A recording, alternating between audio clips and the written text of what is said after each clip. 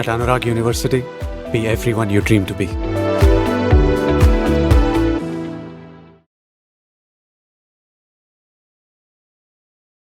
నమస్తే, నేను Kavitha. Welcome to I dream news and నిజాలు.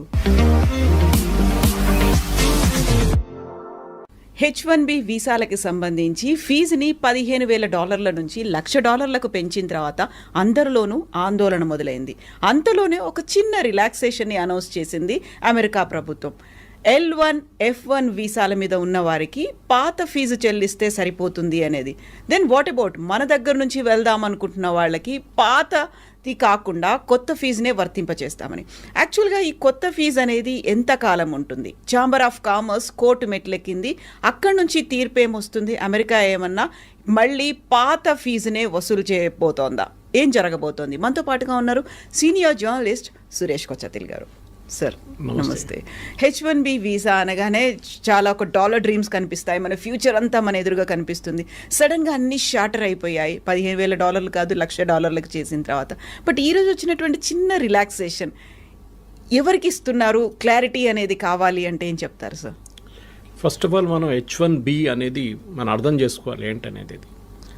H1B వీసా ఒక ఎంప్లాయ్మెంట్ వీసా లాగా చూసుకోవచ్చు మనం. అది ఎందుకు జార్జ్ బుష్ టైంలో తీసుకొచ్చారు, ప్రెసిడెంట్ బుష్ ఉన్నప్పుడు. బేసిక్లీ అమెరికాలో స్కిల్ సెట్స్ లేదు. అట్లాంటి స్కిల్ సెట్ లేనప్పుడు బయట నుంచి మనం తెచ్చుకోవాలని చెప్పి H1B వీసా పెట్టారు.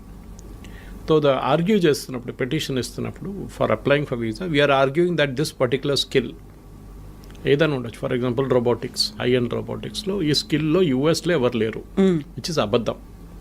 ఉంటారు కానీ కంపెనీలు ఏమంటారు, that guy is not good enough. ఎందుకంటే అక్కడ కూడా మంచి కాలేజీలు ఉన్నాయి కదా, మన వాళ్ళు అక్కడే వెళ్ళి చదువుకుంటారు కదా. అక్కడ MITs ఉన్నాయి, అన్నీ ఉన్నాయి. మరి మీరు అంటారు అక్కడ స్కిల్ లేదంటారు. కానీ అప్పుడు ఉండే 1990 they had an issue. In fact the US science foundation అనుకుంటే ఎవరు వాళ్ళకి సర్వే కూడా చేశారు. 160,000 మంది మాకు తక్కువ ఉన్నారు స్టెమ్ ఫీల్డ్లో, science, technology, engineering and maths. బయట నుంచి తీసుకురావాలి. That is how the H1B started. దీంట్లో మన తప్పు కూడా ఉంది. టెక్నికల్ ఏంటంటే we are replacing an American worker. American వర్కర్కి వచ్చే అదే జీతం మన ఎంప్లాయీకి ఇవ్వాలి. ఫర్ ఎగ్జాంపుల్ అమెరికన్ వర్కర్కి $120,000 ఒక సంవత్సరానికి ఇస్తూ కావాలి. US mean is around $80,000 to $100,000. మీకు తెలిసింది యావరేజ్ వేజ్. 120,000 అని పెట్టుకుందాం. అంటే మీరు ఇక్కడి నుంచి మన దేశం నుంచి తీసుకెళ్ళే H1B వర్కర్ని you to pay the same amount. కానీ చేయరు. 50,000, 60,000తో పని నడిపించుకుంటారు. That is the idea behind it. వాళ్ళకి కాస్ట్ తగ్గించాలి, స్కిల్ ఉండాలి ద సేమ్ టైం. ఇది కంటిన్యూ అయినే పోతున్నాయి. Actually it meant for a limited time, కానీ ఇది నాన్ ఎండింగ్గా వెళ్ళిపోయింది అనమాట. ఒక టైంకి వచ్చినప్పుడు ఏమైందంటే, ఇప్పుడు ప్రెసిడెంట్ ట్రంప్ ఎలక్షన్ క్యాంపెయిన్లో కూడా మాట్లాడుతున్నప్పుడు ఇదే అన్నారు, మా అమెరికన్ ఎంప్లాయీస్కి, మా అమెరికన్ స్టూడెంట్స్కి వాళ్ళు చదువుకున్న తర్వాత వాళ్ళకి ఉద్యోగం రావట్లేదు, మా దగ్గర పనిచేసి ఎక్స్పీరియన్స్ ఉన్న వాళ్ళకు కూడా ఉద్యోగం రావట్లేదు. అంటే వాళ్ళకి ఎందుకు ఇట్లా ఉద్యోగం దొరకలేదు? దాని మెయిన్ రీజన్ ఇస్ బయట నుంచి ఎంప్లాయీస్ని తీసుకొస్తున్నారు, భారతదేశం నుంచి, చైనా నుంచి, మిగతా దేశాన్ని తీసుకొస్తున్నారు. మా వాళ్ళకేమో ఉద్యోగం లేదు. So it's a genuine cost, దాంట్లో డౌట్ ఏం లేదు. ఎందుకంటే మీరు ఒరిజినల్ H1B ఫిలాసఫీ మీద చూస్తే మనం తప్పులు చాలు, మనమని కాదు తీసుకెళ్తున్న కంపెనీలు కూడా. దీనికన్నా ముందు కూడా కవిత గారు నేను చెప్పాను, టాప్ 10 2025లో H1B, ఎందుకంటే ఇప్పుడు H1B లేదు, నెక్స్ట్ స్ప్రింగ్లో వస్తుంది, 2026లోనే ఉంది నెక్స్ట్ స్లాట్. ఈ 2025లో అప్లై చేసి వీసా వచ్చిన వాళ్ళకి చూస్తే టాప్ 10 కంపెనీస్లో ఒకటే ఇండియన్ కంపెనీ ఉంది, TCS అట్ నెంబర్ 3.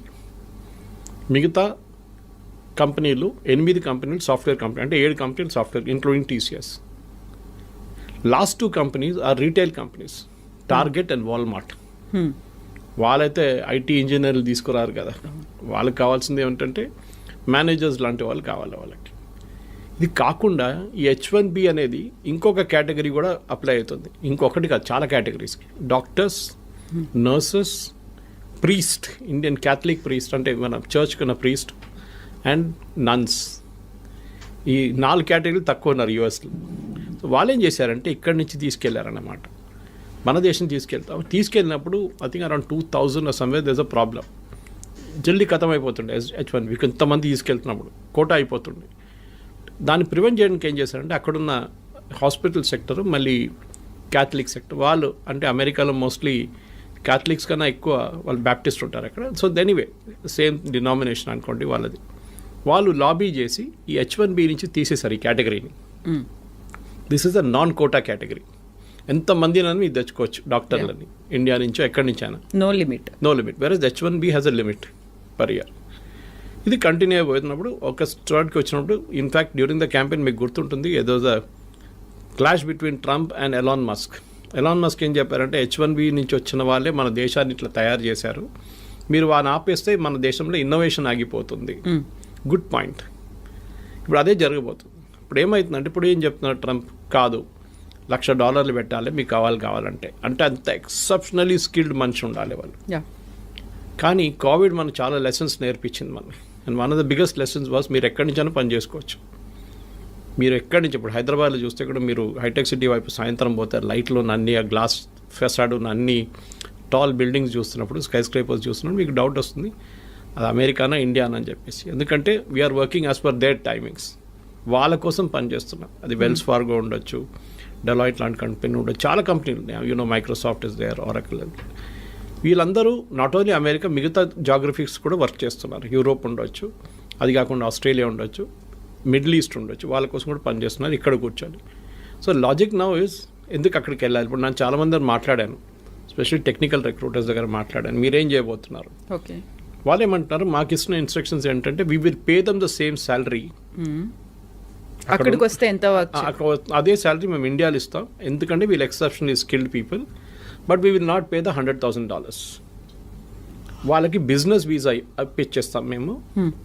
వాళ్ళు సంవత్సరంలో ఒక 10 నెలలు పని చేసుకొని ఇక్కడి నుంచే నడిమిట్లో every 3 months they will go for a US tour. US టూర్కి వెళ్ళి వచ్చేస్తారు. మీరు అడగవచ్చు, ఎయిర్ ఫేర్ అంతనే అవుతుంది కదా తర్వాత, అంత ఎయిర్ ఫేర్ ఖర్చు పదే వాళ్ళు అక్కడ పెట్టుకోవచ్చు అంటే, yes, that is also possibility. కానీ ఇక్కడి నుంచి కూడా చేసుకోవచ్చు, రిమోట్ యూ కెన్ వర్క్. ముందు మన దగ్గర నాకు గుర్తుంది, ఇప్పుడు కూడా Y2K బూమ్ టైంలో off site and on site అని చెప్పి ఒక కాన్సెప్ట్ ఉండే. ఇప్పుడు చాలామంది ఆన్ సైట్ పని చేయడానికి వాళ్ళకి ఇష్టపడుతుంది, ఎందుకంటే డాలర్ టర్మ్స్లో మీరు చెప్పినట్టు డాలర్ డ్రీమ్స్ ఉండే అప్పుడు. కానీ ఇప్పుడు అది లేదు.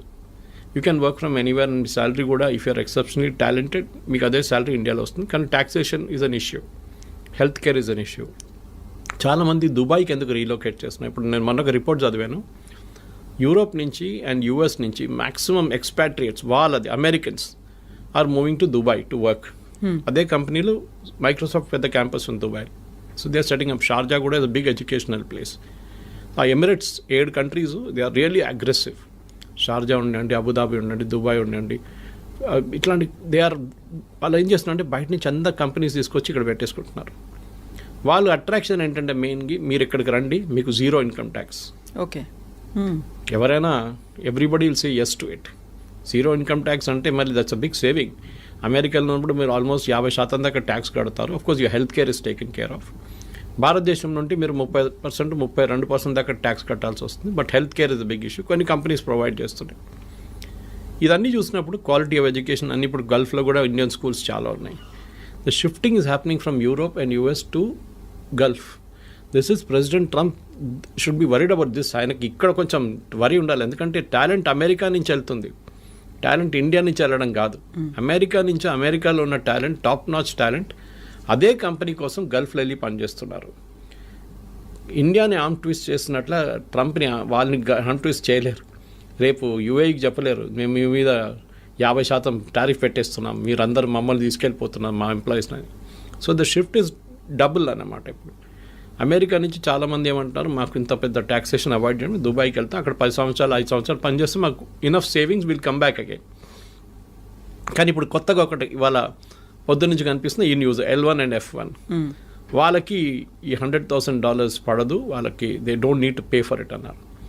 We should understand difference between L1 and F1. L1 is a non immigrant visa, ఒక హై స్కిల్డ్ మేనేజర్స్, ఎగ్జిక్యూటివ్స్ని తీసుకెళ్ళడానికి వీసా. అంటే వాళ్ళు నాన్ ఇమిగ్రెంట్ వీసా, వాళ్ళు భారతదేశంలో ఉండొచ్చు, any country, and they are going to US to work there. వాళ్ళకి L1 issue చేస్తున్నారు. F1 అనేది అకాడమిక్ స్టూడెంట్స్ అన్నారు, వాళ్ళు ఆల్రెడీ చదువుకుంటున్నారు అక్కడ.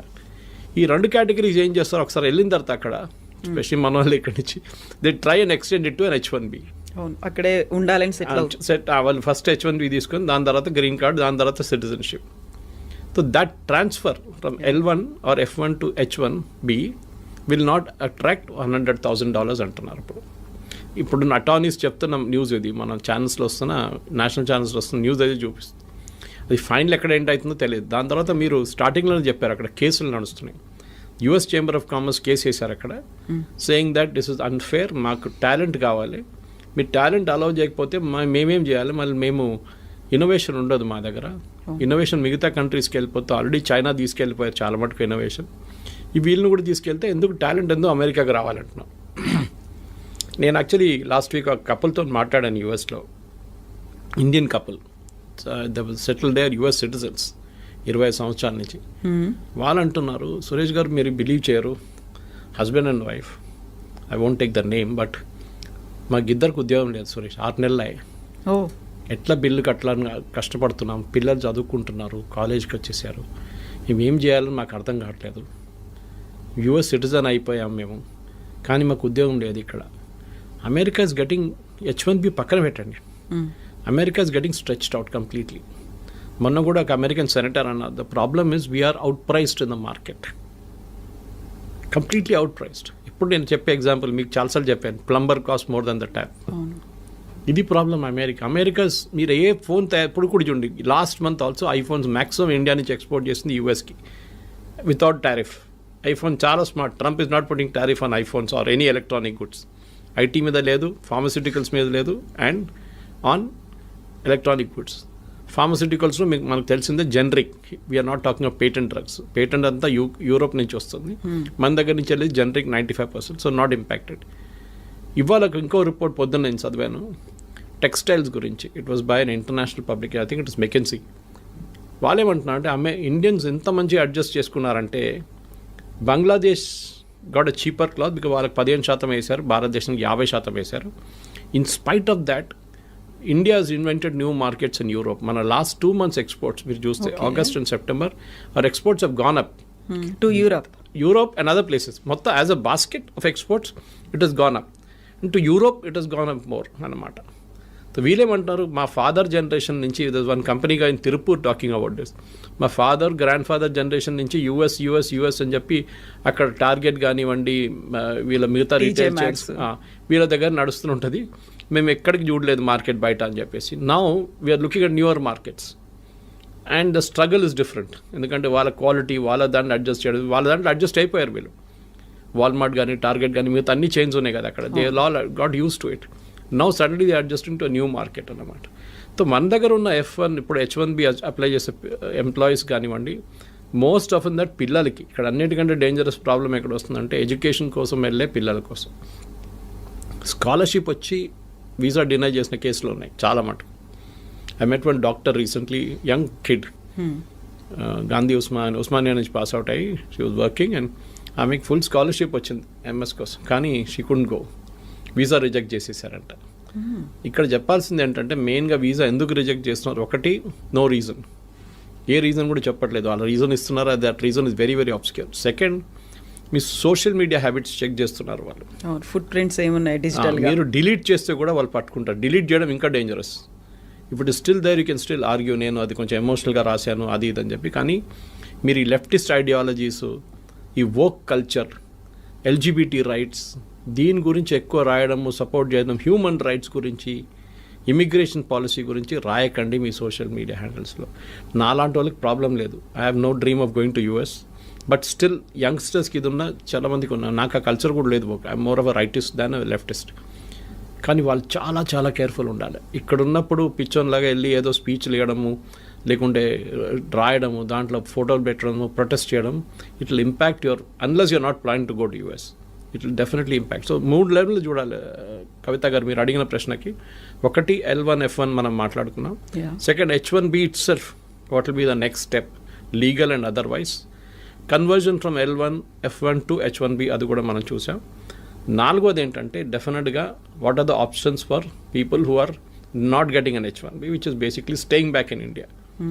5వది ఇంకో ఇది కూడా చెప్తున్నారు, మెక్సికోలో, కెనడాలో వీళ్ళు కూర్చోబెడదాం, అక్కడ ఒక యూనిట్ స్టార్ట్ చేద్దాం. ఫర్ ఎగ్జాంపుల్ IT కంపెనీ వాళ్ళు మెక్సికోలో స్టార్ట్ చేస్తారు, it can be a Wipro or TCS or Infosys.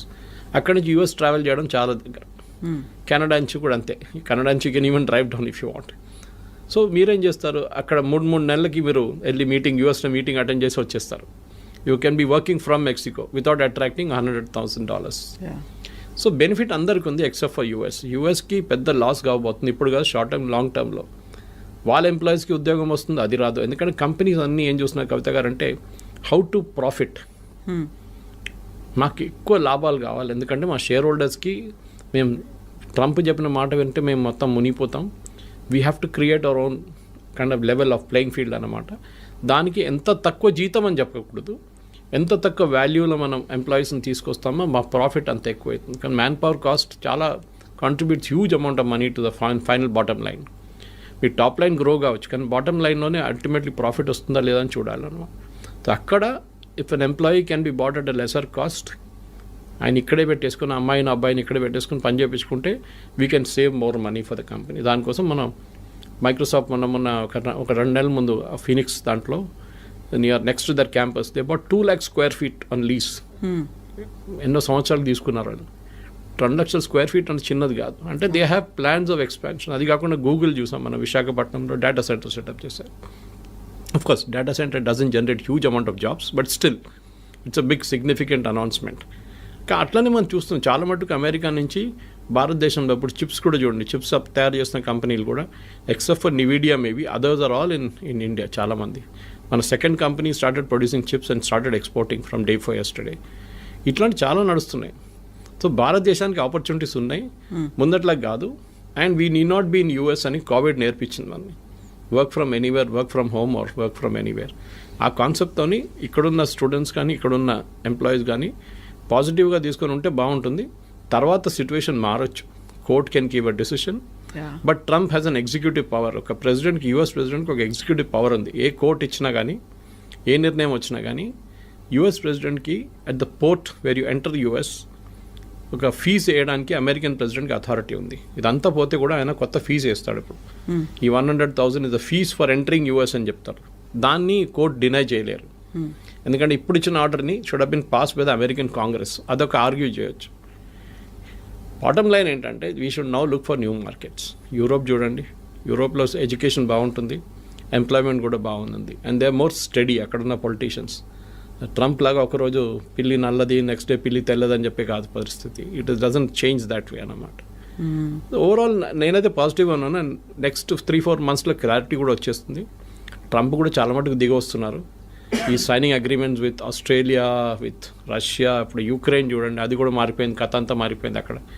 Overall Trump is also feeling the heat అనమాట. ఎందుకంటే ఆ ఎంప్లాయ్మెంట్ రావట్లేదు. లాస్ట్ 3 నెలల్లో American unemployment has risen to record levels. అది చాలా పెద్ద వరి ఆయనకి. అమెరికాలో ఎలక్షన్ మన దగ్గర ఉల్లిపాయల రేట్తోనే గవర్నమెంట్ పడిపోతుంది అంటారు చూడండి, అక్కడ అన్ఎంప్లాయ్మెంట్ రేట్తో గవర్నమెంట్ పడిపోతుంది. ఇన్ఫ్లేషన్ పెద్ద ఇష్యూ కాదు అక్కడ, especially food inflation anyway is high in America. కానీ ఎంప్లాయ్మెంట్ రాకపోతే then American politicians are in big trouble. దానికోసం ఇంత పెద్ద రిస్క్ తీసుకున్నారు ట్రంప్, కానీ అది కూడా ఇప్పుడు పనిచేయట్లేదు. ఇప్పుడు అందరూ ఇండస్ట్రియలిస్టులు, ఆంటర్ప్రెన్యూర్స్ ఉండేటువంటి అమెరికన్ ఛాంబర్ ఆఫ్ కామర్స్ ఎందుకని కోర్టు దాకా వెళ్ళింది? H-1B వీసాల గురించే. అంటే వాళ్ళకి వైపు that is not our commerce, వాళ్ళ కామర్స్ వాళ్ళు వెళ్ళారు. వాళ్ళ అంటే ద మెయిన్ థింగ్ ఇస్ వాళ్ళు ఏమంటున్నారంటే మాకు టాలెంట్ కావాలి. అమెరికాలో ఇంత మటుకు ప్రోడక్ట్స్ సర్వీస్ తయారు చేసిందంటే బికాజ్ లాట్ కంట్రిబ్యూషన్ ఇండియన్స్ ఉంది, చైనీస్ కూడా ఉంది, ఇండియన్. కానీ చైనీస్ ఒకటి ఉంది, వాళ్ళు నేర్చుకొని వాళ్ళు రిటర్న్ వెళ్ళిపోతారు వాళ్ళ కంట్రీకి. క్వైట్ ఆఫెన్ స్పైయింగ్ చేస్తారని చెప్తారు Americans, which might be possible. Chinese copy కొట్టడంలో ఎక్స్పర్ట్స్. వాళ్ళకి ఒక ప్రోడక్ట్ ఇచ్చి మీరు ఈ ఫోన్ ఉంది ఇట్లా తయారు చేయండి అంటే వాడు తయారు చేసిస్తాడు మీకు. మళ్ళీ they are experts in that business. అట్లనే ఎనీ ఫైటర్ ఎయిర్క్రాఫ్ట్ కానివ్వండి, మీరు చిప్ ఇచ్చేస్తే వాళ్ళు చేసుకుంటారు. ఇప్పుడు చూడండి నివిడియా చిప్స్ అక్కడ ఎక్స్పోర్ట్ చేయనట్లేదు. Yesterday Nvidia chairman gave a statement saying that మాకు చైనీస్ సేల్స్ పడిపోయి 0కి వచ్చేసింది. It will impact our bottom line, మా ప్రాఫిట్స్ ఇంపాక్ట్ అవుతుంది డెఫినెట్గా. మాకు సేల్స్ లేదు చైనాలో, ఎందుకంటే బ్యాన్ చేసి పడేశారు ట్రంప్. అక్కడికి అమ్మితే వాళ్ళు తయారు చేసుకుంటారు పెద్ద పెద్ద ప్రోడక్ట్లు, మీరు అమ్మకూడదని చెప్పి బ్యాన్ పెట్టారు. ఇది అంతా బ్యాక్ఫైర్ అవుతుంది.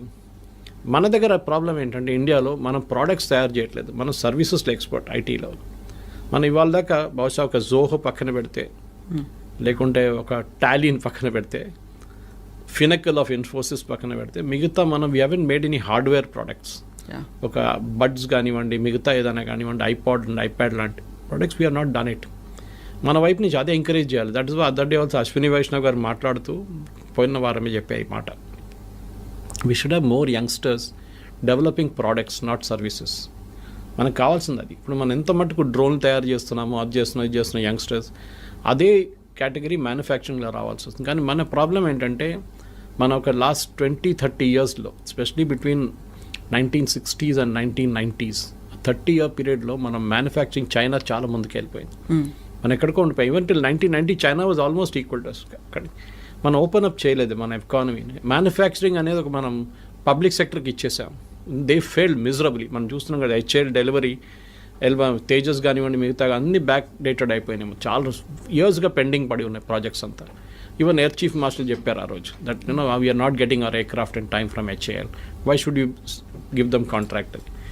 ఈ ప్రాబ్లం ఇప్పుడు చూస్తున్న కొత్త డిఫెన్స్ సెక్టర్ కూడా మ్యానుఫ్యాక్చరింగ్ తిరిగి వస్తుంది భారత్. చాలా మటుకు టాటాస్ కానివ్వండి, కళ్యాణి గ్రూప్ కానివ్వండి, మిగతా మహీంద్రాస్ కానివ్వండి, వీళ్ళందరూ ఇప్పుడు డిఫెన్స్ సెక్టర్లో దిగారు. It's a big employment potential భారతదేశానికి. బహుశా అక్కడి నుంచి కొన్ని ప్రోడక్ట్స్ రావచ్చు బయట. మన దగ్గర తయారు చేసిన ఆకాశ్ మిసైల్స్ కానివ్వండి, మిగతా డ్రోన్స్ మన దగ్గర యంగ్స్టర్స్ తయారు చేస్తున్నారు. అట్లాంటి ప్రోడక్ట్స్ వస్తుంది బయట. కానీ మన దగ్గర ఐటీ ప్రోడక్ట్స్ ఇప్పుడు దాకా రాలేదు. That's a big regret. ఫార్మాలో వీఆర్ ఛాంపియన్స్. కాపీ కొట్టడంలో మన నెంబర్ 1. ఫార్మాలో ఏం చెప్పినా కానీ అమెరికాలో ఉన్న ఆఫ్ పేటెంట్ డ్రగ్ బొంగనే మన దగ్గర ఇక్కడ తయారైపోతుంది అని ప్రాసెస్ మార్చేసి చేస్తారు. But IT is a big ఎందుకంటే మీకు ఇంకా ముందుకెళ్తూ ఈ డిఫరెన్షియేటర్ పోతుంది మొత్తం. You can tomorrow Europe can see or even Dubai. నేను ఇప్పుడు ఇంకా ముందు చెప్పింది చూడండి, దుబాయ్ పిలిపించుకుంటారు వీళ్ళందరినీ, మా దగ్గర ఉండండి అని చెప్పేసి. సో అది at the end of the day today's youngsters at least before 35-40 వాళ్ళకి ఒక ఏం ఉంది లైఫ్లో, ఇంత సంపాదించాలి, ఇంత డబ్బులు అన్నీ. మా ఫాదర్ మదర్ మా జనరేషన్ లాగా కాదు కదా వాళ్ళంతా, మన జనరేషన్ లాగా కాదు వాళ్ళు. They are very fixed notions on this. వాళ్ళకి వాళ్ళ లైఫ్ స్టైల్ కానివ్వండి, వాళ్ళ ఎర్నింగ్ కెపాసిటీ. సో యుఎస్ డ్రీమ్ని నెగటివ్గా చూడకుండా you look at it very positively that there is light at the end of the rainbow అంటారు చూడండి. చాలా మటుకు ఆపర్చునిటీస్ ఉంది. దానికి యూఎస్కి వెళ్ళక్కర్లేదు. సార్ మీ క్వాలిటీ ఆఫ్ లైఫ్ ఇంప్రూవ్ చేయాలి, నేను ఇంకా బాగా మంచి అట్మాస్ఫియర్, ఇక్కడున్న ట్రాఫిక్ జామ్ కానీ ఇక్కడున్న పొల్యూషన్ నాకు నచ్చదు, నాకు కొంచెం క్వాలిటీ లైఫ్ కావాలంటే yes you can go to Europe definitely. కానీ settling down I'm not really sure. కానీ ఎందుకంటే ఇప్పుడు యూకే కూడా అంటున్నారు మేము వీసా నామ్ స్ట్రిక్ట్ చేస్తున్నాం అది అని చెప్పి. జర్మనీ కూడా they pretty strict about it. మీరు వెళ్ళి ఉండొచ్చు. కానీ ఒక అమెరికన్ డ్రీమ్ అయిపోయిందంటే ముందు మా దగ్గర కేరళలో దుబాయ్కి వెళ్తుండే చాలామంది. I'm talking of 70s and 80s first construction boom టైంలో చాలా తక్కువ జీతంకి వెళ్తుండే. కానీ ఆడొచ్చి చేసే డ్రామా చూస్తే ఏదో అక్కడ మొత్తం రోడ్ మీద అంతా బంగారం పడి ఉంది, బకెట్లు తీసుకెళ్ళి మనం తీసుకురావచ్చు ఆ లెవెల్కి తీసుకొచ్చారనమాట థాట్ ప్రాసెస్ని. సో ఇక్కడున్న యంగ్స్టర్స్ కూడా అదే ఆలోచించారు, అరే దుబాయ్ ఇంత మంచి ప్లేస్, మనం అక్కడికి వెళ్ళిపోతే ఎంత బాగుంటుంది, ఏజెంట్కి డబ్బులు ఇచ్చి వీసా ఇచ్చి చేయించుకుంటారు, లాస్ట్ అక్కడ వెళ్ళినప్పుడు నరకంగా అనిపిస్తుంది వాళ్ళకి. Now situation has change. ఇప్పుడు కన్స్ట్రక్షన్ బూమ్ అయిపోయింది. Now Dubais and even Saudi Arabia వీళ్ళందరూ దే రియలైజ్డ్ ఆయిల్ అంటే దుబాయ్లో ఆయిల్ లేదనుకోండి, కానీ అదర్ పార్ట్ ఆఫ్ ఇట్ మిగతా ఎమిరేట్స్లో ఉంది కదా, వీఆర్ ఆల్ వాళ్ళకు యూరోప్గా తయారవుతున్నారు. మొహమ్మద్ బిన్ సల్మాన్ చెప్పారు కదా, I take Saudi Arabia to become Europe by 2030 అని. సో అమెరికన్ డ్రీమ్ కూడా పోతుంది. అమెరికా నుంచి చాలా మటుకు షిఫ్ట్ అవుతున్నాయి. And you can see this consistently. New York Times subscribe చేశాను నేను, I read it every day. ఎన్ని బిజినెస్ షిఫ్ట్ అయిపోతున్నారంటే అమెరికా నుంచి చైనా మ్యానుఫ్యాక్చరింగ్ మొత్తం తీసుకెళ్ళిపోయింది. దాని తర్వాత కూడా వీళ్ళు కార్లు అక్కడి నుంచి మళ్ళీ ఇప్పుడు అమెరికాకి ఇంపోర్ట్ చేసి అమెరికాకి ఎక్స్పోర్ట్ చేసి బీవాడీ లాంటి కంపెనీ కార్లు అమ్ముకుంటున్నారు. They selling cars in Europe. ఎందుకంటే వాళ్ళకి ఇన్పుట్ సబ్సిడీ చాలా హెవీ ఉంది. చైనా ల్యాండ్ ఫ్రీ ఇస్తారు, మీకు పవర్ చాలా తక్కువ రేట్లు ఉంటుంది. చాలా చైనీస్ గవర్నమెంట్ చాలా ఎంకరేజ్ చేస్తారు ఇండస్ట్రీని. అండ్ వాళ్ళకు కూడా ఒక లాంగ్ టర్మ్ గేమ్ ప్లాన్ ఉంది. మన దగ్గర అది లేకుంటే, కానీ I think time has now come. H1B కానివ్వండి, L1, F1 గురించి మాట్లాడితే అది కాకుండా ప్రొఫెషనల్స్ కూడా మన దగ్గర చాలామంది ఉన్నారు. మెడికల్ ప్రొఫెషనల్, డాక్టర్స్ కానీ నర్సెస్ కానీ. కేరళ నుంచి nurses are heavy demand in US, యూరోప్లో కూడా అంతే. So they are all travelling there. నేను చెప్పాను చూడండి, ప్రీస్ట్ అక్కడ చర్చ్లో ప్రీస్ట్ లేరు, ఇక్కడి నుంచి తీసుకెళ్తున్నారు మన దగ్గర నుంచి. నన్స్ని తీసుకెళ్తున్నారు ఇక్కడి నుంచి. గుడ్ థింగ్, ఎక్స్పోర్ట్ చేయండి, మన మ్యాన్ పవర్ని ఎక్స్పోర్ట్ చేయాల్సింది. కానీ ఐటీ అని చెప్పి ఒక పిచ్చి పట్టేసి మనకు లాస్ట్ 10-15 ఇయర్స్లో వన్ వే నేను చూస్తే అది గుడ్. ఒక టెంపర్ డౌన్ అవుతుంది. మిగతా రాష్ట్రాలకు ఉన్న ఆప్షన్స్ వాళ్ళు చూసుకుంటారు. Yes sir, thank you so much sir, thank you. నిజంగా ప్రస్తుతం ఉన్నటువంటి సమాజం దేనికి ప్రయారిటీ ఇస్తుంది? ఆర్థిక సంబంధాల చుట్టూ మాత్రమే తిరుగుతుంది. మళ్ళీ ఎన్నికలంగానే చాలా విరక్తి కలుగుతాను. మంచి అనిపిస్తుంది కదా, లేడీస్ కూడా ఛాలెంజింగ్ జాబ్స్ చేసినప్పుడు చాలా బాగుంటది. ట్రాఫిక్ అసిస్టెంట్స్ గా నియమించిన ట్రాన్స్జెండర్స్ అందరితో సాల్యూట్ చేయించుకుంటున్నారు. ఫుడ్ డెలివరీ ఇవ్వటానికి వెళ్ళినటువంటి డెలివరీ బాయ్ అనిల్ పై కళ్ళ ముందు